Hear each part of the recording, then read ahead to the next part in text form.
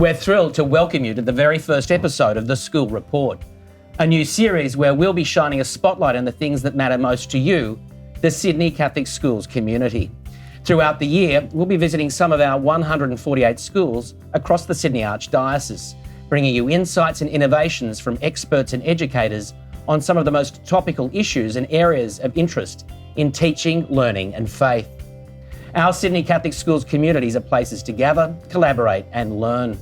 Through the School Report, we'll connect you with our schools all over Sydney to share knowledge and expertise and be part of a Catholic education system grounded in excellence and opportunities.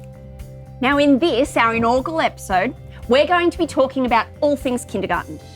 As we tick over the halfway point of term 1, we'll be looking at how our kindy students have settled into the start of their schooling journey and reflecting on how parents can help guide their children in the weeks and the months ahead.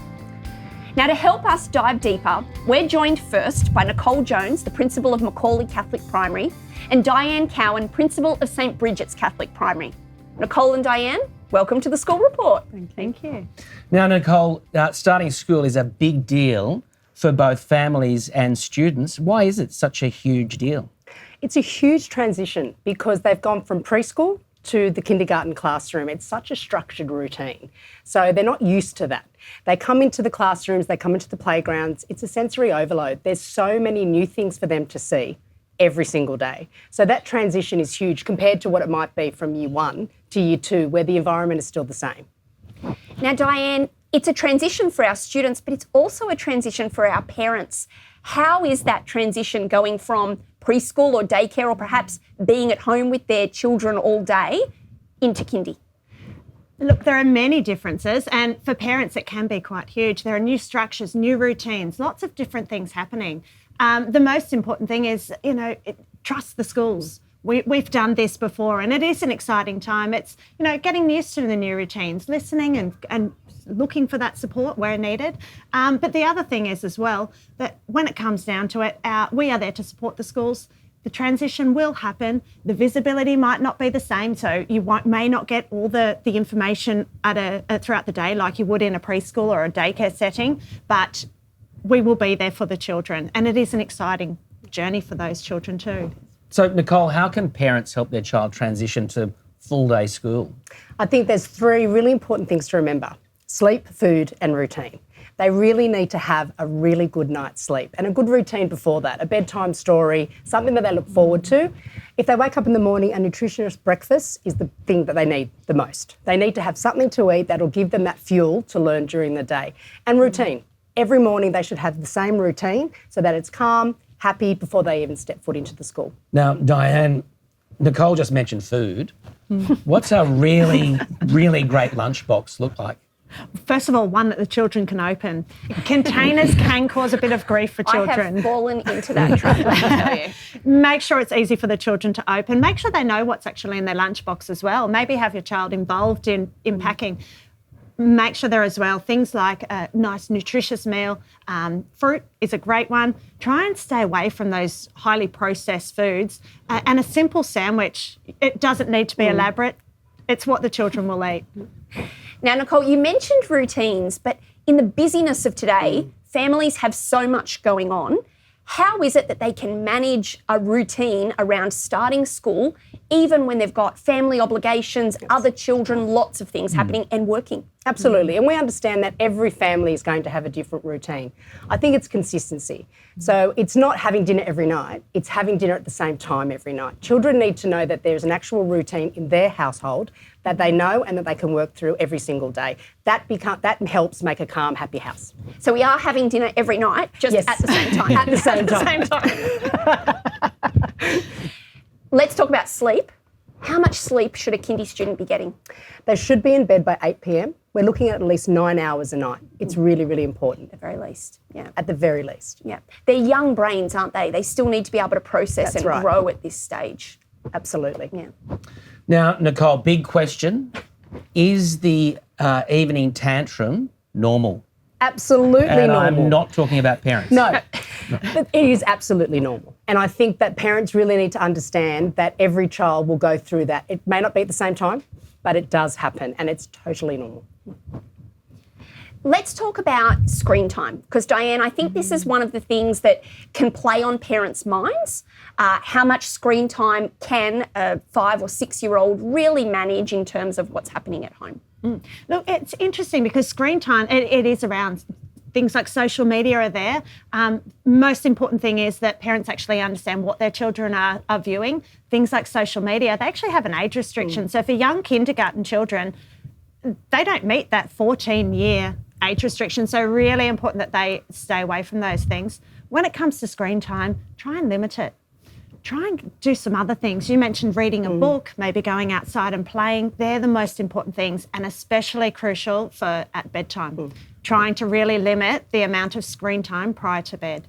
Diane, you mentioned the age 14 and parents are thinking about the social and emotional development of their child at any given stage. What should they be aware of at this stage in their child's life? Look, children don't come into the schoolyard. We're not expecting them to make friendships within the first 2 days, long, solid, standing friendships. No, let the children come in, let them find their feet. We support, and all of our schools provide support for families and for the children especially. Buddy programs, having mentor older students supporting the children.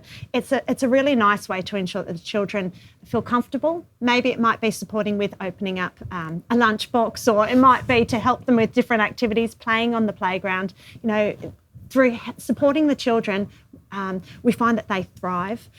We make sure though that support is generally ease back over a period of time, so that way the children become more independent. So then they are seeking the friendships themselves, and these things will happen over time. Now, there's a bit of independence going on for the parents too. Nicole, parents are transitioning, particularly first-time parents in school. How can they get involved in the school life given their circumstances? There are so many ways that the parents can get involved. There's so many volunteer opportunities: canteen, reading in the classroom, helping at swimming carnivals, athletics carnivals, Mother's Day stalls, anything like that. It's really, really important it's an avenue for you to become part of that school community. The children absolutely love it when their parents come on site for something, when they see them, when they welcome them into their classroom, and it's just a beautiful community feel. Now, Diane, like you, I'm a working parent, so that sounds fabulous, and I would love to be in a reading group, but it's not possible during the school day. What if I'm a parent who wants to get involved and really support that kindergarten journey, but I just can't be there during the school day because I'm at work? I agree. I would love to be in the tuck shop working. It would be great, but unfortunately I can't do that either. Look, what I would recommend is look into the newsletter, read the social media posts that the schools are putting out there, because there are some great things ways that you can become involved, and it's beyond just the 9 to 3. It might be within the local parish where, you might be able to support with children's liturgy, the barbecue on the weekend. There are after school activities, different ways, and the most important thing is get as involved as much as you want. It could be more for some, less for others, but by doing that, you actually can form some really good friendships too. Now, this is one last question for both of you. What's one piece of advice that you'd end with for parents? For me, it would be stop and enjoy the journey. It is such a special time in these children's lives, in the parents' lives. Enjoy it. There are going to be some good days, there are going to be some bad days, and I think a piece of advice would be to always ask your child at the end of the day what went well. Because with our schools, there is always something that they can tell you that they had a brilliant day, and there's always something that went well. Diane? Look, I would keep things simple to begin with. It's very tempting to sign your child up for every extracurricular activity that is out there, sports, music and the like. Just keep things simple to begin with. The children are exhausted at the end of the day. We can see it. Really just ease in. These things can come later. For now, just let your child enjoy the journey. Absolutely. They're well rested then, and then it's a wonderful experience for everybody involved. Diane and Nicole, thanks for the great insights and advice. Thank you. Thank you. Thank you so much. Up next, we're going to be joined by Catholic primary school teachers Georgia Thompson and Giselle Stinson. We're going to hear about life in the kindy classroom. But before we do that, we're going to head over to St Mary's Catholic Primary School at Erskineville, where the students and the staff are going to take us through a day in the life of a kindergarten student. Welcome to St Mary's Erskineville. We are the current school captains. We're here to show you what a day at St Mary's looks like for kindergarten students. Let's go and meet some important people. This is Miss Rees, our school principal. Hello everyone. I'm really looking forward to you coming to this school, and it's such an exciting place to be. You're going to learn to read, you're going to learn to write, lots of things about numbers, that's my favourite thing. You're also going to make new friends. And you know what you're going to do? You're going to learn about the world around you and how you can make this a better place. And I'm here to help you anytime you need me. So welcome to St Mary's. This is Mrs. Fisher, our assistant principal. Hi boys and girls, I can't wait to meet you next year. We're going to have so much fun together doing great things, and you're going to have a wonderful time making new friends and sharing your things. This is Miss Dodson, your kindy teacher. Hi, I'm so excited for you to be in kindy next year. We're going to be doing reading, writing, science, religion. I can't wait for you to come and join us. Here is Mrs. Maria, one of the office ladies. They're ready to help whenever you need them. Now that we've met some important people, let's see what a day in kindergarten will look like. You will come through the school gates and wave bye to your mum, dad or carers. You'll put your bag on the hook and say hello to your friends. You'll play and then line up with your class ready for assembly. Now let's see what happens in the classroom. You'll get to do reading, writing, science, art and craft, and much more. You get to have crunch and sit. This is when you eat a healthy snack and have a drink of water. At lunchtime, you'll get your lunchbox and hat and sit down with kindergarten to eat. The canteen is closed on Mondays. But sometimes you might have money to buy things from Mrs. Michelle at the school canteen. When eating time is over, you'll get to play games on the playground with your friends. At the end of lunch, you'll line up with your class. All right, let's go. Ready to go back inside. Good job. Everyone in kindy will get a buddy from year 5. They will help you settle into the school. We can't wait to meet you. This is Boris, our school mascot. He has a lot of rules that help us stay safe at school. Be a learner. Be safe. Be compassionate.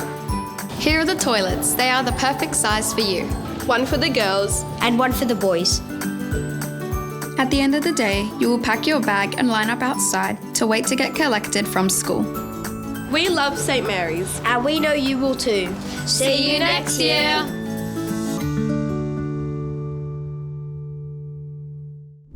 Giselle, we've just seen a day in the life of one of our kindy students in another school.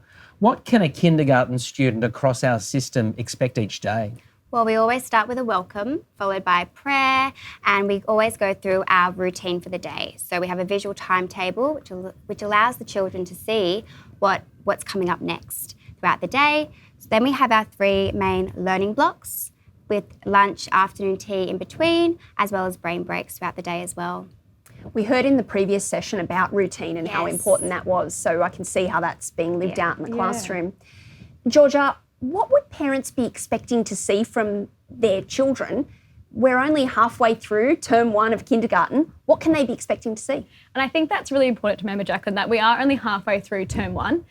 So we can expect them that they're going to be tired. They're still settling into routines. They're still getting used to a day in the life of a kindergarten student. So I think that's important just to allow them to settle and to be okay. And know that just to support their tiredness at the end of the day. Don't be too overwhelmed by the fact that they're coming home tired. Now, the kindy student's not the only person who's tired at home. The parents are exhausted as well. Yes. What can they do to manage that tiredness? I think just giving them that time at home to relax, giving them a space, a quiet space to reflect, whether that's, playing outside or sitting at home and watching a movie with the family. I think it's important just to allow them to unwind from the day. They've still got young brains that are trying to process what happens during the day. And so much happens in a kindergarten day, that they're so overwhelmed. So just allowing them to reset at home in a quiet space. Right. And Giselle, I have to admit, when my daughter was in kindergarten, I really did fall into the trap of quizzing her when she walked in the door, what'd you eat, who'd you play with, what'd you learn, what'd you do? How is it that I can sort of start those conversations? Because I want to know what they did, but I don't want to be testing her as soon as she walks in the door. That's right. Children come home from school very tired. We don't want to overwhelm them or pressurise them with those questions. So what we do at Macaulay is we do a what went well, and it's one aspect of their day, really, where they can reflect on a positive experience that has really made them happy throughout the day. Because it's in telling those stories, isn't it, that you hear what's actually happening. Yes, Definitely. Yes. So, Giselle, how can parents support their child's learning at home? Well, I think developing a love of reading is really, really important, and developing that enjoyment. So the parent can read with their child at home and the child read to them as well. Just develops that making connections and developing those skills, really. Yeah. What else, Georgia? I want to make the most of what they're doing as they're learning in kindy. What else can I be doing at home that's not overwhelming but is supporting what you guys are doing in the classroom? Yeah, I think keeping it really fun, making it incidental and connecting it to those real life experiences. We teach students that learning is all over the world for us and it's all around us. So I think it's important just to pick up those moments, like getting them to count backwards as the bath's running, or reading street signs out when they're driving in the car, or reading the numbers at Woolies or Coles. But I don't think it always has to be formal. It doesn't have to be a sit-down moment, just making it fun and enjoyable for them at home. That's great. I think it's fair to say that as we get to this halfway point through the term, maybe there are a few things that are niggling, though, at a parent. Maybe they're a little bit concerned about something to do with their child's development. Giselle, what should they do if they're thinking that? I think contact their child's classroom teacher is the best way, and by booking an appointment allows for a really productive meeting to discuss their concerns about their child. It can be tempting to try and do that grab on the playground or at the door, can't it? But why is it important that making some time and the teachers sort of being there to sit with them, why is that so important? Well, I think we've got the bell going. Yeah. Means it's finished. No. Yeah, I wish. So I think it's because, sorry, was that edited? It was. It's okay. No, okay. It's all part of the fun. So why is that making an appointment really important? Well, I think it allows for the parent to sit down with their child's classroom teacher and really discuss their concerns without it being rushed, just allowing that time to be able to really discuss it. Really. Putting the puzzle together. Yes, that's right. Georgia, parents have their own concerns and they're watching very closely the progress of their child. What do you think are the red flags that parents should be looking for themselves? I think, as a teacher, we never want to hear that students don't want to come to school. And as we laughed about earlier, kindergarten students start to realise they have to come every single day. But look, in all seriousness, if it does get to a point where they are starting to feel anxious or overwhelmed, I think it's really important to contact the classroom teacher and have that discussion just to ensure there's nothing going on that we might not be aware of. And so we can work in partnership to be able to ensure that those children feel safe and happy and, want to be able to come to school. The rule here is, if in doubt, come and talk to you. Always. We're always here. And I think part of the reason that is so important is because there are some really developed support structures around all of our students, but particularly around kindy. Giselle, what are some of those support structures that parents might find that they can access through the school? Well, the schools have really fantastic numeracy and literacy programs that allow, the children to develop and consolidate skills if required. The teacher can also recommend OT or speech therapy if that's an area for further development, as well as a school counsellor for emotional and social needs. It really is that whole support of the child, isn't it? Yeah. And everything that we've been talking about, Georgia, is about a collaboration between the parents and the teachers and the students, isn't it? It is. And it's not even just for kindergarten students. I think for all children, it's really important to keep those lines of communication really clear and open with parents. We're here to support your children on their learning journey. So we want to be just as part of that as parents do. So I think just keeping those conversations open and ensuring that, we're doing the best for the students. Takes a village. It does, absolutely. Now, you both clearly love what you do as kindergarten teachers. What's one of the things you love most about it, Giselle? I think watching the children grow and develop throughout the year and developing that love of learning, seeing them blossom. Kindergarten children find everything just so fantastic and fabulous. So it's just really lovely to witness throughout the year. Yeah, and with that, Giselle, academically, we always find that kindergarten, we see so much growth in a year. A lot of students come not being able to read or write or count. And by the end of the year, some of the things that these children can do is just amazing. And I think besides academically, they start to become little humans. They really their personalities start to shine. We find out things that they like and things that they don't like, and we are made aware of those. But it's so important and it is so beautiful, and we're just so lucky and blessed to be on kindergarten. Georgia and Giselle, thank you so much for the excellent insights and advice. Thank you. Our students are very lucky to have you as their teachers. Thank you. Thank you for having us. Our pleasure. Starting kindergarten can be an overwhelming time for both students and parents. but it's also a time of incredible excitement, as you've heard, and transformation. These are their first steps on a lifelong journey of learning, of new ideas, new experiences, and endless possibilities. We hope that for all of our students and families who've begun that journey this year in 2023, that the year ahead continues to be one of growth, of discovery, and above all, of joy. Thank you to all those at home who have tuned in to this, the first episode of the School Report, and we look forward to sharing so much more with you in the year ahead. See you next time.